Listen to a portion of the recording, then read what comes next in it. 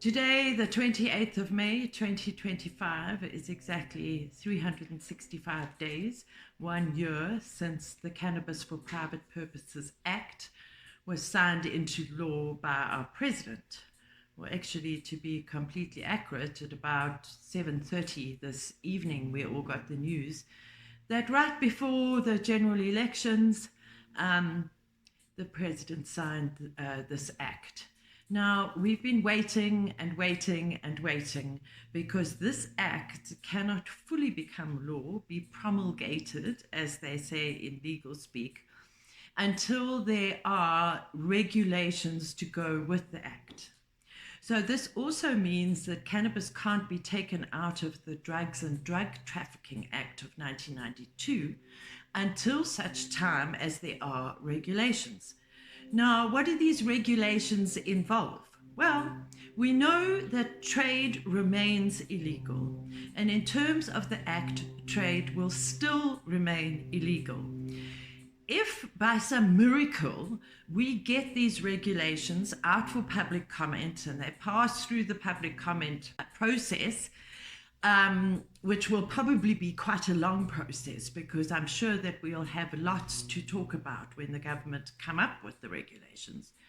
Even after that, trade in cannabis will still remain illegal because the regulations can't change what the act says. That act is in place now. That the regulations can only go with the act. So trade will remain illegal. But how we can work with this is another story. And here at Fields of Green for All, we really believe that the only way to work around trade and cannabis and the Cannabis for Private Purposes Act would be to allow regulations for dacha private clubs, or cannabis social clubs, as some people prefer to call them. Because all the way along, since 2018, our legal team and many other learned legal minds do believe that we could have these private clubs within the ambit of the Act.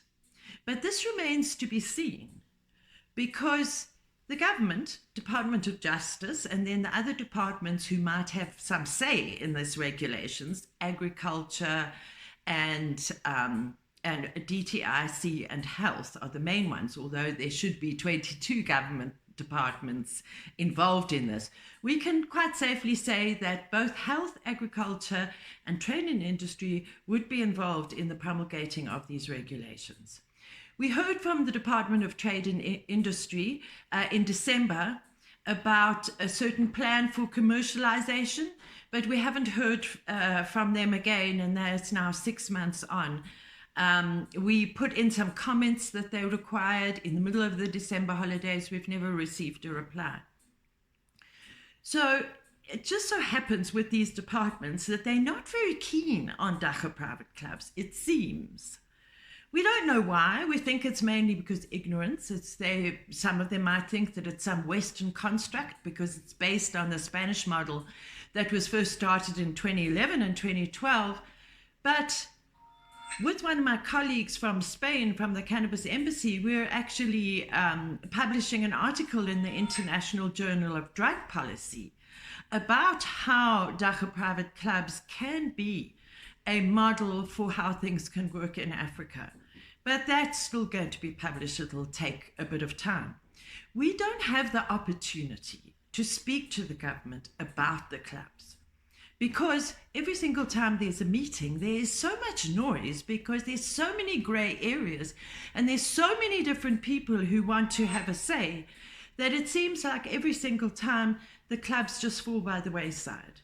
So this is one of the reasons why we are going all out at the Cannabis Expo to speak about dacha private clubs so that we can maybe try and get the attention of the government.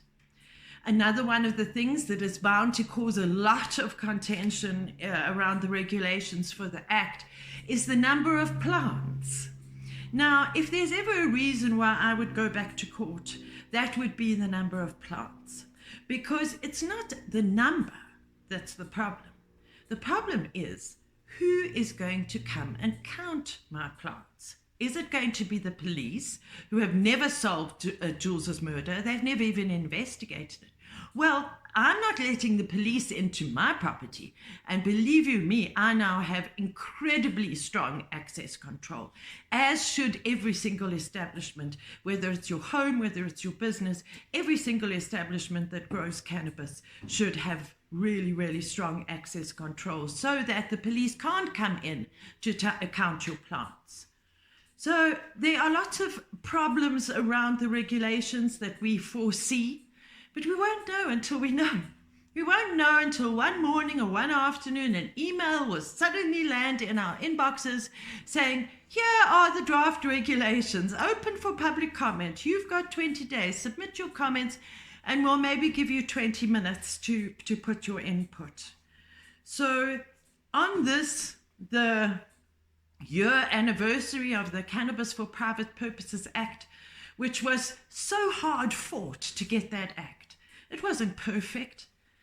It's nothing that's impossible to regulate either.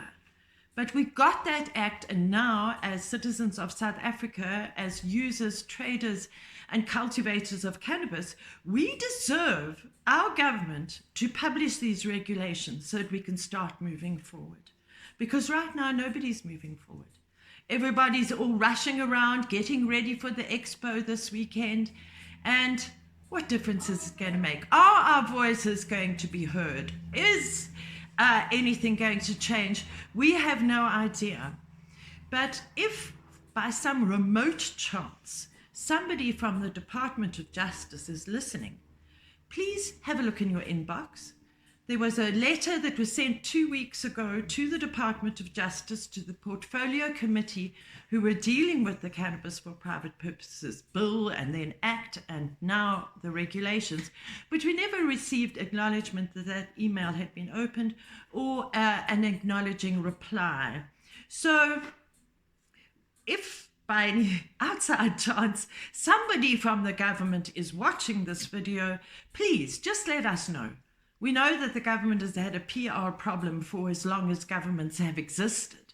So we're not hoping unreasonably, but really, maybe there'll be a few government officials at the expo this weekend, and we can maybe corner them and say, what's happening? What's your excuse? But really, as the cannabis community of South Africa have been promised so much for so long, we are now tired. We're tired of the cowboys out there with their Section 21s. We're tired of people finding loopholes in the law. We're tired of the arrests. We really just need to stop the cops. And you know, it's not people, all these pot shops that are being raided. It's the poorest people. It's the poorest of the poor, the snailmen in the townships who are being arrested. Not even the rural farmers are being arrested. It's the low-hanging fruit, the people who are trying to just put food on the table, and we are sick of it. So this is a call 1 year later to our government to please publish the regulations, or at least tell us what is holding it up. But until then, all we can hope for is fields of green for all.